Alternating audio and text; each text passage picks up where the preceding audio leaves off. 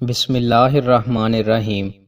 رسول اللہ صلی اللہ علیہ وآلہ وسلم نے ارشاد فرمایا، اللہ تعالیٰ فرماتا ہے کہ میرے اس مومن بندے کا جس کی میں کوئی عزیز چیز دنیا سے اٹھا لوں اور وہ اس پر ثواب کی نیت سے صبر کر لے تو اس کا بدلہ میرے یہاں جنت کے سوا اور کچھ نہیں۔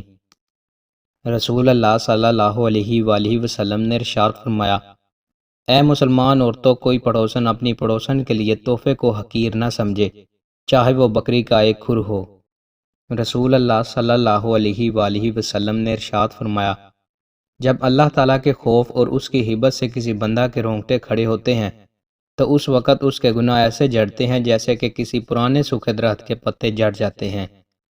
رسول اللہ صلی اللہ علیہ وآلہ وسلم نے ارشاد فرمایا، اگر تم میں سے کوئی شخص آگ کے انگارے پر بیٹھ جائے، وہ کپڑے کو جلا کر اس کی جلد تک پہنچ جائے تو یہ اس کے لیے قبر پر بیٹھنے سے بہتر ہے۔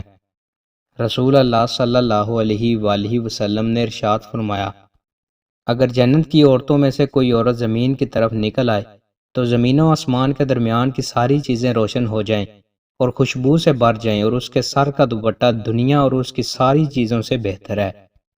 رسول اللہ صلی اللہ علیہ وآلہ وسلم نے ارشاد فرمایا، جو شخص اللہ اور قیامت کے دن پر ایمان رکھتا ہو وہ اپنے پڑوسی کو تکلیف نہ پہنچائے۔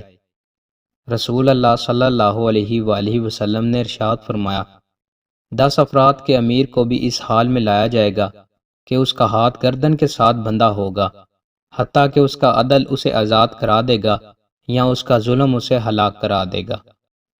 رسول اللہ صلی اللہ علیہ وآلہ وسلم نے ارشاد فرمایا، 2 گناہ ایسے ہیں جن کی سزا دنیا میں بھی ملتی ہے اور آخرت میں بھی، ظلم و سرکشی اور والدین کی نافرمانی۔ دوستوں، مزید اچھی ویڈیوز کے لیے ہمارے چینل کو سبسکرائب لازمی کریں۔ بہت شکریہ۔